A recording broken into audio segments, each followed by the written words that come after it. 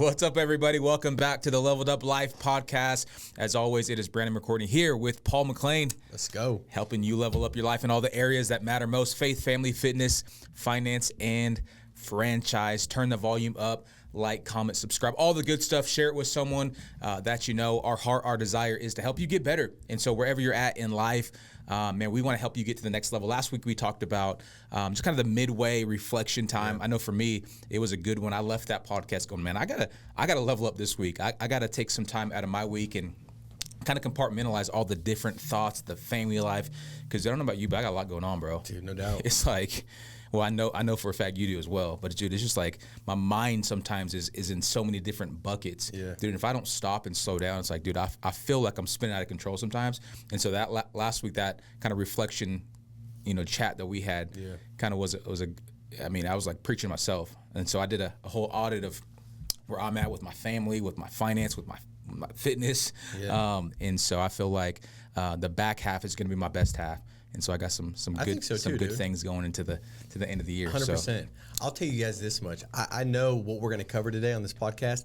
You have to like, subscribe, and share this if you care about people. I'm telling you, it's going to impact you in a big way. And I love what you said, because the reality is this. Like, we come on, and the goal is to encourage you, yes. And who knows, you need some encouragement. I remember this one guy said, like, bro, like, the winners don't need encouragement. I was like, bro, if you got breath in your lungs, you need encouragement, man. Like, give me some encouragement. I'll take it.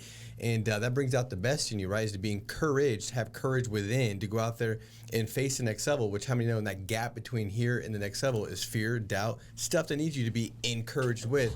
But I love how you always say it. It's one thing to be encouraged, man. It's another thing to apply it. And right. And so I hope you guys, that little plug on last week says, hey, have you applied it? And if you haven't, maybe after this podcast today, you do some reflection. But I think they're going to be kind of linked together. I think in the reflection is where you could also get some great vision, right? 100%. And I can't remember what podcast I listened to. It was with Craig Rochelle, but they were talking about the importance of just even like setting gaps and wedges in your schedule, so you don't have like, and a lot of times I'm guilty of it, man. I'll have like an 8 o'clock meeting.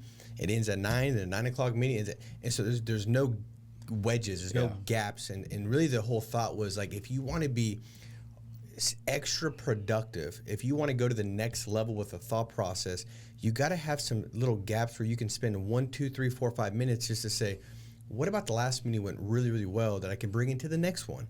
What could I do differently? What could I tweak? What can I adjust? And you start to grab some vision through preparation of how to basically execute at a higher level for your next meeting. But we get caught going through these motions in life so much that we get to the halfway mark and we're like, why am I here? Or I want to be further. And today, guys, I believe that if you've ever had this thought of like, I want my marriage to be better. Like, why are we always fighting? Why doesn't she just love me more? Why doesn't this take place? Or, man, my financial situation, I just don't get it. You don't understand. I just can't get ahead. I just can't get out of debt.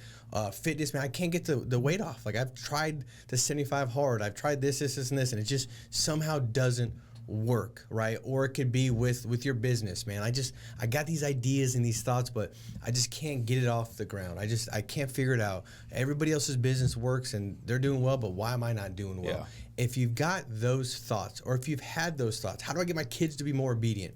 I promise you that what's going to be covered right now is going to help unpack that. And so we're going to talk really about vision, right? How to see it. I love what did you say on Sunday? If you can't see it before you see it, you'll never see it. Dude, that is a bar. So like, if I was at the barbershop, they'd come over and be like, hey, I'm going to get that tatty. Bro, I said it at church and people were staring like their jaws almost dropped.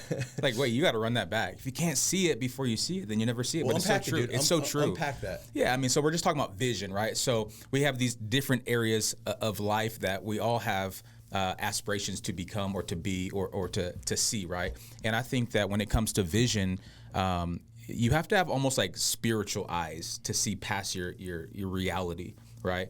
And so I think if you could look back on your last 10 years or your last 5 years or even your last year, you're probably sitting in a vision that you had before, whether it's the exact vision you had or bad or good. Bad or good, right? And I just think vision is so important to get to where you want to be, because the truth is, like, man, life sometimes. Like, we all have giants and storms and battles that come our way. And if you don't have the ability to see beyond your current circumstance, you'll never get there. Or you'll get there and you're kind of just going with the flow. And so you just kind of end up wherever life takes you. And I think that's a terrible way to live life, is just kind of blowing with the wind.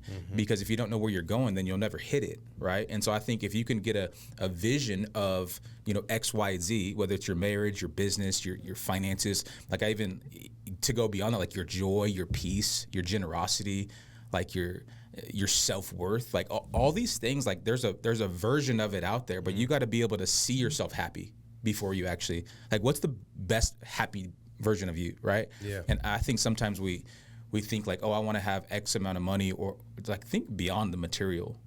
Like, how do I want my peace to be? Like, I want vision and so for me, I began to just like give thought to all these things about what my future could look like. And I think sometimes we don't give enough thought to the future version of ourselves, and so we never know what that person looks like. That makes sense? Yeah. And so I just think that for anyone who's aspiring to get better, like, you got to be able to see the future version of you right now, even though it doesn't look like it, before you ever see that person to see that person. Does that make sense? Yeah, but how does somebody do that? If they're like, if they're stuck in this like this cycle, this pattern, and they're like, I hear you, dude, but there's so much evidence to support it. Like, you don't understand, man. Like, I'll put money in the account and then this comes up. Yeah. Or you don't understand. Like, I feel like I'm trying to get traction with my job and my business, and then my boss just takes the feet from underneath me, right? How does somebody that just seems like they're like, I hear you, but there's so much evidence to really kind of just say that, I mean, why should I expect that the best is yet to come? Why should I think that there's going to be a breakthrough? That's a good question. I think the first thing is you got to believe that you can actually become that person, right? So we're not talking about just like pipe dreams, or just like, I hope one day that I have a six-pack. Because if you don't actually believe it, even though you say it, it still won't come true, right? Or you'll do things short term to get to that level, but once you finally achieve it, if you don't actually believe that's who you are, you'll naturally fall back to the person who you believe you are. And so it happens all the time where people say, I want to have X, Y, Z, and they have this vision of their life down the road, and then they'll accomplish it, but because they never became the person who believes that they are a healthy person, then over time, once the emotions fade, they'll fall back to the belief of who they actually think they are. And so you'll see people like lose a certain amount of weight. It's like, oh, unbelievable, right? I think Ed Mylett talks about this on his most recent podcast. But then since they never had the true self-belief that they were that future version of themselves, they'll naturally fall back to the default version of who they are. And so I think that we're not talking about just having a vision of something great, which is you should have that, but it first starts with self-belief. Like, you can be a successful business owner, and define whatever success looks like for you. You can have a healthy marriage, but you have to believe, despite what your past says, despite what your reality, like you're going through right now, that you can actually become that thing. And so, number one, I think it just starts with self-belief. And there's a lot to unpack with that. No doubt. Right? That's a whole nother. I mean, a lot of things are like, for the most part, intertwined, right? Yeah. But like, dude, I absolutely love this, because this is the catalyst, dude. This is the breakthrough. This is the superpower that everybody has. I was talking to somebody last night, an agent, and I was like, dude, you have a superpower. And you're in a battle. Like, I love what you said about like seeing it spiritually, right? And it's a spiritual battle, regardless of what your beliefs are. Like, there's a battle that's waging that's not just in this world, and that's the battle of like your future, because the enemy knows that if he can get you just convinced that you are what your past says about you, or what you feel about you, well, then now as you move into the future, you're moving through this lens that's clouded by the past and clouded by the memories and the feelings tied to the past.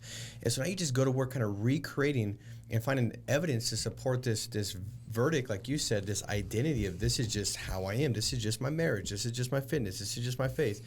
And I think that it first starts to understand that you were created on purpose, with a purpose, and your superpower is your mind. It's your vision. It's your dominion to be able to say, even though I feel this way, even though I'm seeing this right now, I have the ability to see my future differently and allow the vision of my future be so clear and vivid that it compels me to move in my present moment towards that, and it pulls me, towards that. I was looking at this scripture while you were talking. I was trying to remember what it was, and I actually found it.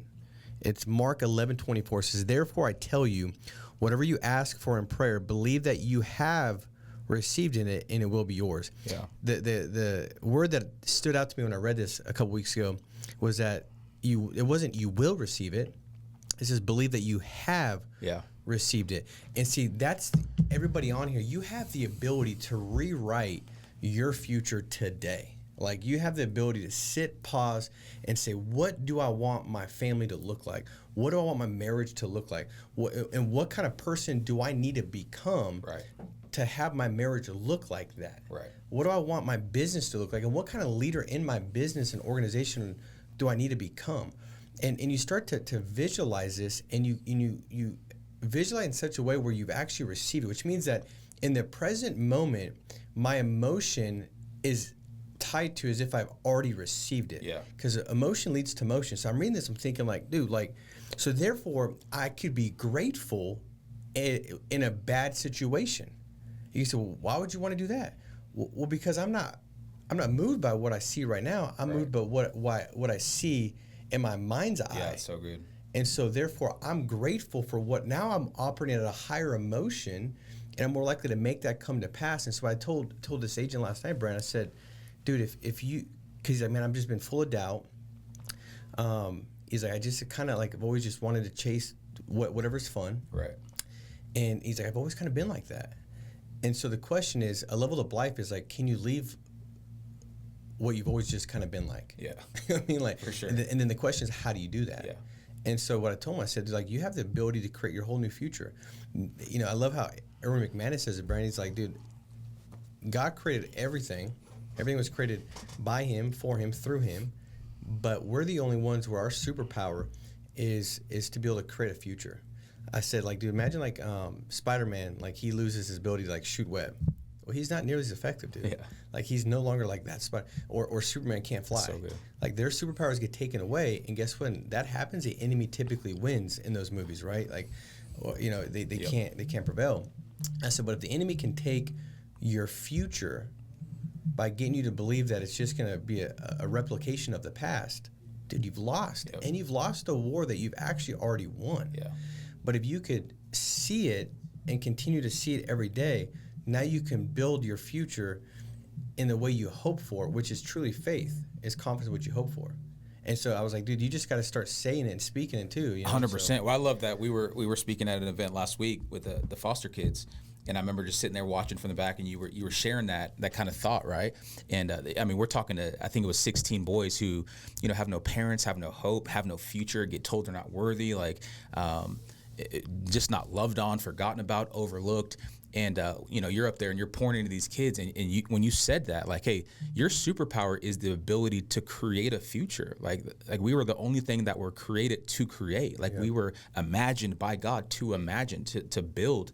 And I just saw, like, almost like in the spirit, dude, like their chests like come up. You know what I mean? Like, man, you're right. Like, despite what my past has been, I have the ability to create an amazing future. And I think, you know, as the other guys went up there and sharing like how they have gone through trials and adversity and setbacks, like it begins to like spark something on the inside of you that, hey, maybe I do have what it takes. And I think all of us at different points of life need to be reminded, like, hey, we do have the ability to create something amazing right now. Like, we don't have to wait for, you know, circumstances to change or the economy to change. Like, we have the ability to set our own future right now, and that's given through us. Like, we believe, like, through Christ. Like that scripture you're talking about, it's like, hey, yeah, we can be grateful in all circumstances because the battle is already won, and so we have to start from a place of believing that, and then we begin to walk out as if those things are already come to pass. Yeah. You know, and so I just love that, man. I love that thought that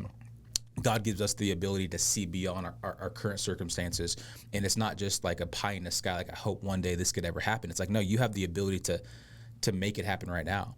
And so practically speaking, like, I think number one, when it comes to vision, like, the Bible says you got to write it down. You got to make it plain. Yeah. Right. And so I think it's in Habakkuk. It's like, write it down, make it plain, put it on tablets, right? Whether that's your old stone, like in the Bible, or an iPad, like, but make it plain, like, make it so where not only you could see it, but like the people you're leading can see it as well. I think that was definitely our superpower in the beginning of God's house. Like, as we're preaching in a parking lot, talking about how we're going to reach thousands of people. It's like, what were we doing the whole time? We were just giving them a vision of what could be, something that I already saw like in my mind, but I didn't know how it was going to look in reality, right? Like when we got baptized, 11, 12 years ago, in the same building that we're doing church in now, like that was our church for a long time. It didn't look like how it looked now. It looked like desolate. There wasn't many people there. There wasn't a lot of life there. There wasn't a lot of like, it was just bland, just routine, right? Yeah, just routine. But like, dude, something in us like was able to see beyond the current reality, and like we're living in now a vision of we had 10 years ago. You know what I mean? And so I just think. Let me ask you this, dude, because I feel like like the first step would be kind of like getting alone, like with yourself or with God. Like now, obviously we're men of faith. I mean, it's one of the pillars. We talk about it. So I feel like most people, our audience is probably more leaning towards the faith side of it. You could do meditation, right, and just get with your own self and start to like unpack some of these feelings and like memories that are tied to those feelings, and really start to rewire those and break those apart, and then start to cast a vision.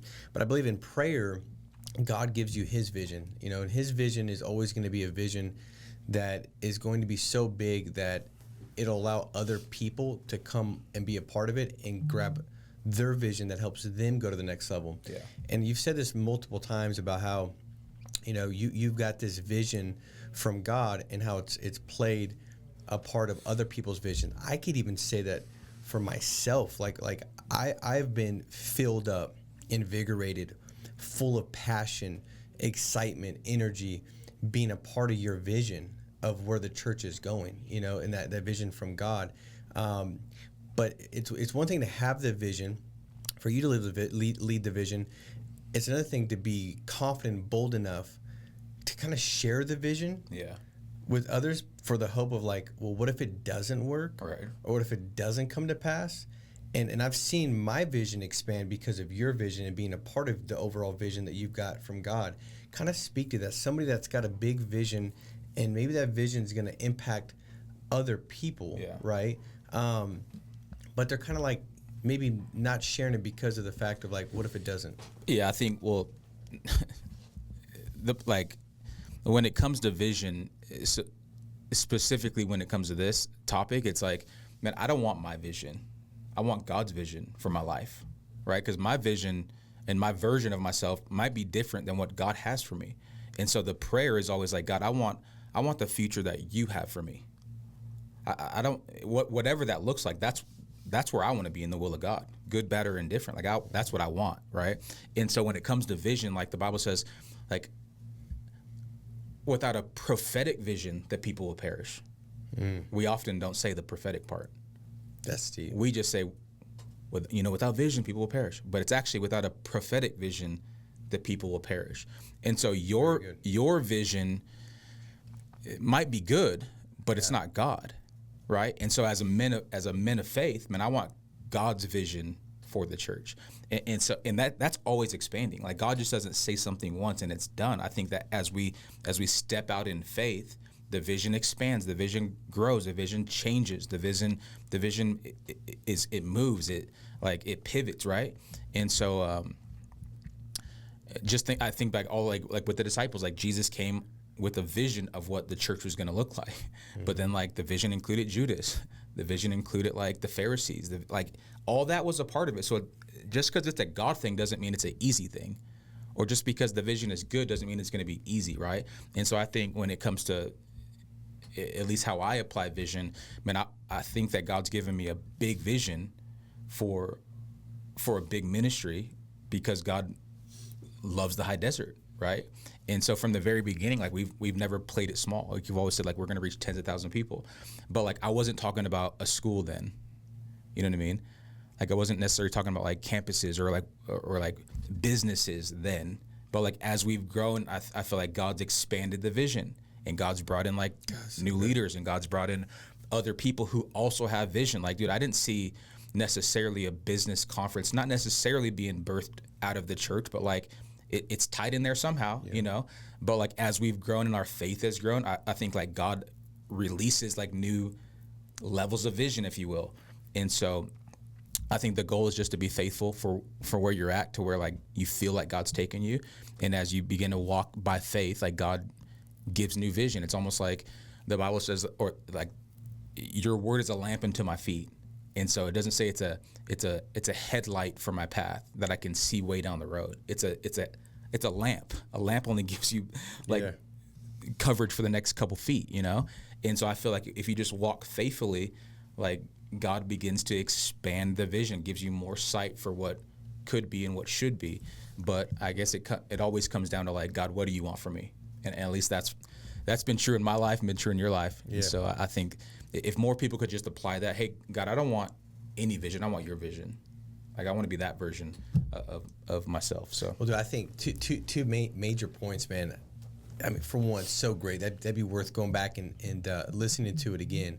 Point one is spend some time with God so you can get the vision. Yeah. Because it's going to come from that alone time, right? That time where 100%. you cut apart, cut aside, and you're just like, I'm going to spend some time with God. The second thing is the obedience to the vision. Yeah. And I've watched that in your life, right? And with this selfless regard where you know, and you talk about it pretty frequently about the grace that's from God, and just knowing, like, I was looking at the picture of us back in, like, you know, when we were getting in the insurance business and stuff, and I had flashbacks to like, dude, we weren't good at really anything. No. You know, we were just like a bunch of fools. Yeah. And so it's like, sometimes you got to think back to like what you used to be, and who you used to be, and be like, man, God does have some great grace, man. Sure. Like, His grace is sufficient. 100%. But like, I think that you've kind of been a great example in my life, and great reminders of that, of just this humility of like, man, I'm small, God's big, right? It's His vision, it's His will. This is Him. All I'm doing is being obedient. Yeah. I'm just taking the next step. And it's not always the easiest thing. Obedience is a difficult thing, but that's like God's love language, is like obedience. And it's like being self-employed in business. You know, a lot of times you got to create the schedule, right? Build your schedule out, and then, but where's the issue? It's not in the building of the schedule. Like, you kind of knew I needed to dial from this time to this time. You kind of knew I needed to be on this call, but it's the actual obedience of the schedule you put in place for yourself. Yeah. It's like, okay, the self-employed part seemed kind of easy, but can you also be the disciplined person when you're not being forced to be disciplined, to be the employee part and actually execute? Yeah. And I think it's the same thing. God gives you the vision, but He also gives you the free will to execute in the vision and be obedient to it. And I feel like you've done such a great job. And I think your life's a testament of being obedient to the vision that you're given. And in that obedience, I think it unlocks different visions, is kind of what I'm hearing. Like, I love the scripture that says, like, work with your whole heart as if you're working unto God, like, in everything. Because, like, sometimes you say, well, my spouse is, you don't understand, like, she just doesn't love me. Well, or I don't feel like we love each other anymore. Well, love is not just an adjective; it's a verb. Maybe still that's a reason to go love. I mean, I don't have the money to save. Well, that's a reason to actually save, because maybe you're buying a lie. Like it's one of those things where it's like, are you doing it as if it's unto God? I hate my boss. Well, are you still working as if it's unto God? Yeah, not so a human master. Because I believe when you're doing that, that's saying, God, I'm stewarding what you've given me. Maybe this is the vision I've got right now. But through my obedience and stewardship, I believe you're going to unlock a different level, and I'm going to go after what I'm hoping for. So good. And building the confidence that it's going to come to pass. And I think that's kind of what I've seen within it. Even like we've talked a lot about that the last year. It's like, man, a lot of just like wow God moments. Like, God, I can't I can't believe, like, the fact that there's a health center. Like, I'm not confused. That's God's grace. Like, I shouldn't have. Like, that doesn't make any sense, right? Like, just a lot of different things where it's like, you just know, like, it's just in the obedience that God's doing what only He can do. But we got to first do what we can do, which is to take action through obedience. It's so good. Well, I mean, number one, I think I could say the same thing about your life as well. And I think both of us have had to work out this, obedience muscle over time, because it's not easy, right? It's like, it's something that you grow in. And so I think you and I are the last, I don't know, 7, 8, 9 years of our life, like, we've been working out this muscle. And so now it's not so much of like, it's not even an issue anymore. It's like, hey, our default is like, God, you tell us what to do, yes or no. Like, is this from you or not? Like, that's our heart, that's our cry. Whether we get it right, like that's our default now, as opposed to just like, hey, what does my flesh want, right? And so I appreciate you saying that, but I mean, the truth is, like, obedience has to be like built up over time, but also you got to get around people who are living a life like you want to live. And so I think, like, even going back to the God's grace and favor on our life, like, he's given us like this brotherhood to like be close with, and that's made it a lot more easier, right? And so you got to get in proximity with strength, right? Iron sharpens iron. But I would say that when it comes to vision, number one, like, vision is birthed out of a burden for what God has for your life, right?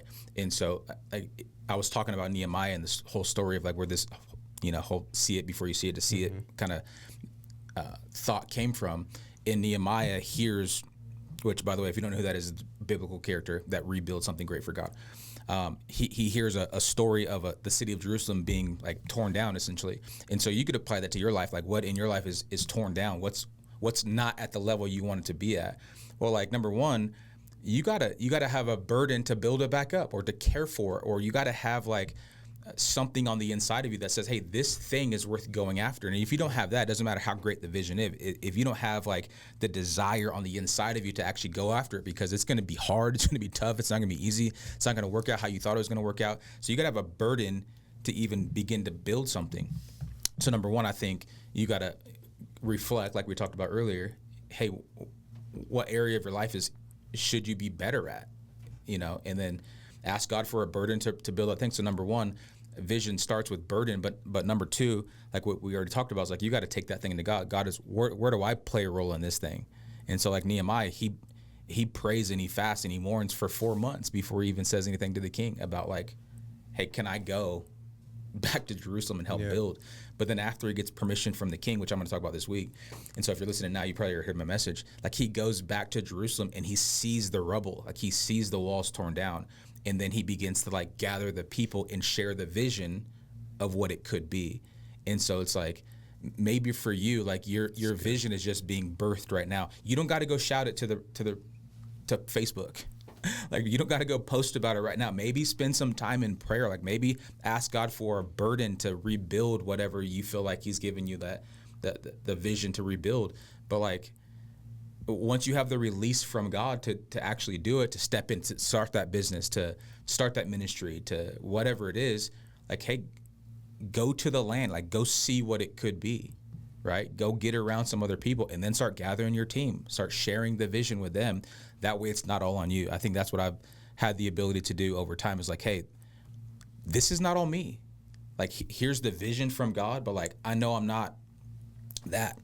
I know I'm not that. So like, I need some people who have an ability to do that and to do that and to do that and to do that. And then if the vision's big enough, you get other people that can see themselves a part of it, right? Yeah. And so Nehemiah wasn't a contractor. He wasn't a GC, right? But he was like a man of faith. And then he gathered all the right people. Oh, you're the tree guy, or you're the stone guy, or you're the whatever. It's like, hey, this is the vision. You a part of it or not? You know what I'm saying? And it's so much easier to do it that way. Like, you're talking, I'm like, you're describing a lot of the businesses I've started the last 12 months, where it's like, and I've seen that with you a lot, of just like casting the vision, empowering people, and then letting them run with the vision and make it really their vision, because it becomes their vision 100%. When you give them autonomy over it, and they can go out there and do something with it. And I think it's easy as leaders, and I think a lot of leaders and people and just that are successful, they're control freaks. Like, I found myself in many seasons where I just want to control everything. I don't want it to go bad. I want it to be good. I want it to be excellent. And you start controlling everything, and it's like, trying to raise a kid and never letting them just kind of fall down and like deal with relationship issues as they're dating different. Like, you got to let them go through it, right? And I've seen you do that at a high level as well. And I got a question that I want you to think about, like, because I think it's important as we wrap up. Like, can they have a clear vision in their mind, but can their talk, can their vocabulary, can their language start to cancel the vision and pull them back? I want you to think about that. The one thing I want to say as you answer that is what stood out to me a lot in the message on Sunday was the prayer that Nehemiah had to God. And I loved it because you said God wasn't needing to be reminded of who he was. Yeah. Nehemiah needed to be reminded of who he wasn't and who God is. Like Nehemiah isn't God. Right. He doesn't have control. And he was just reminding them. So I think as people grab a vision, I know for me, same thing as I go into prayer, a lot of times my prayer is just me reminding myself of how big God is, not how big my problem is. And there's a time as I was building my faith where a lot of the prayer was just like, like, God, this is wrong. God, this is going on. Like, and just crying, like, God can, this is what's opposed to like, God, you're good and faithful, and your promises are yes and amen, and that you could do exceedingly more than I could think or ask. I'm believing big things. I'm believing that you're the God of hope, the God of positive expectation. And I would just start declaring these things, and all of a sudden what I was doing is saying, like, as I go into that, as you look at a vision, when is it most likely going to be stolen from you? Yeah. In the very beginning stages. And so as you start to go after this vision of, okay, I see my family the way it could be. I see my marriage like it could be. I see my money and what it could look like. And then you wake up, and then you deal with an experience, or then you get pulled into the same pattern because it's habitual as far as the way you think, feel and see things. And it's going to get robbed quickly. But that's when you go to prayer and say, God, yes, I feel this, but you are. Yeah. Yes, I feel this way. Yes, I have doubt, but God, you are. And I think that's such a powerful thing to really kind of make sure you get into the place where your vision supports enough evidence, where you really have the belief, like you said, to keep moving forward and see it actually come to pass. That's so good. Like, whether you believe in the Bible or God or not, like, this to be true, that what you say either brings positivity or negativity, right? Like the Bible would say, death and life are in the power of the tongue. Yeah. And so to answer your question, like 100%, like you have the ability to kill your vision based on the words you speak. And so you can be going through a season where you, like, your emotions are high, so you're speaking like with full of faith, but then a storm comes and all of a sudden you don't have that same emotion, right, tied to it anymore. Now you're speaking words of death and negativity, and that's going to kill the seed that you've been planting before it ever takes root. And so number one, I think you got to, like we talk about this a lot, like you got to take the thoughts captive, because thoughts turn into words turn into life, right? And so I think you got to take the thought captive before it ever comes out of your mouth, because the truth is we all have a negative side to us, or an emotional side to us, or a doubtful side to us, but whether we choose to speak it and declare it is a whole nother thing. And so number one, like, you got to be aware of kind of what season you're in. Like, hey, you got to choose your words wisely, because like it's like a weed. Like you start speaking death, it's like, well, yeah, there may be some good grass in there, but like you speak negative enough, like, dude, the weeds are going to capture the grass, and next thing you know, you got not a vision that you want, but you got a field that you can't wait to get rid of, right? It's not a harvest that you could eat from, but it's like, dude, don't step in that grass, like, don't step in that field, it's going to hurt you. And so, to answer your question, for sure, like, what you speak matters.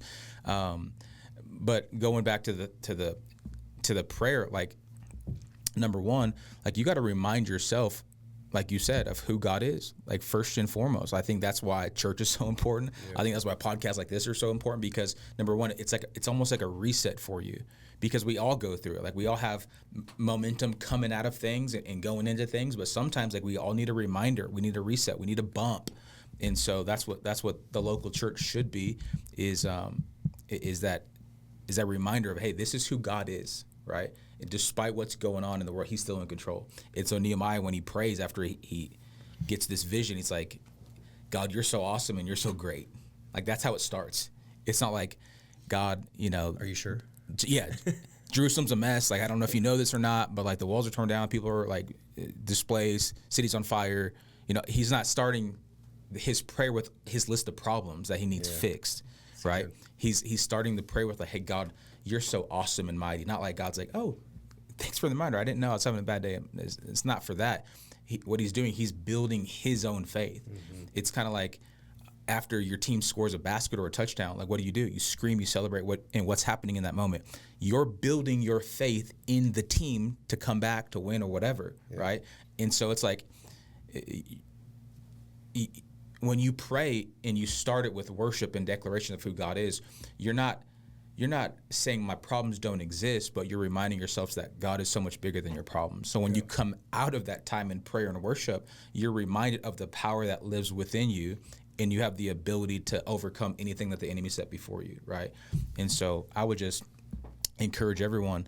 It's like, number one, you got to start speaking words of life. You got to start speaking what is and what isn't. You got to start speaking like what could be and should be, not what is or what was, right?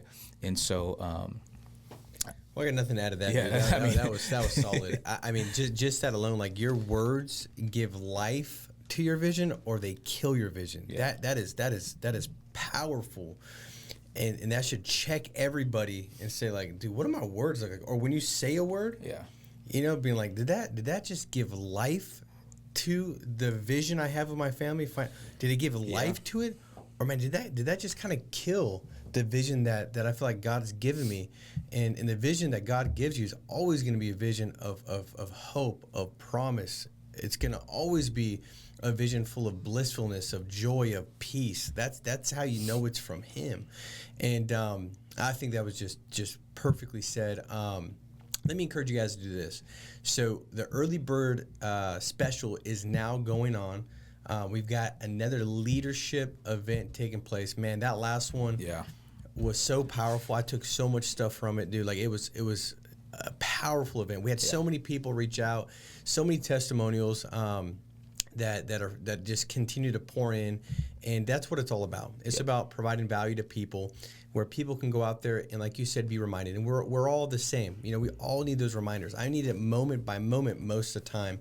But in order to get to these higher levels, we got to have a higher level thought process. And the best way to do that is to get around people that have kind of gone the way forward. And I know for me and you, Brand, like that's a focus that we've got. Focus I've got is how do I get around big thinkers, big believers, so I can go out there and I could get to this next level for myself, for my family, for my community. Like I've got people that are depending on me. You've got people that are depending on you. You've got people that if you go to the next level, they're going to be impacted. Their life is going to change. And so October 23rd, it's going to be the Leveled Up Life Leadership, the Blueprint. Let's go. And it's going to be a little different than the last one. We're going to have breakout sessions, right? And so we'll have some unbelievable keynote speakers that are going to come in.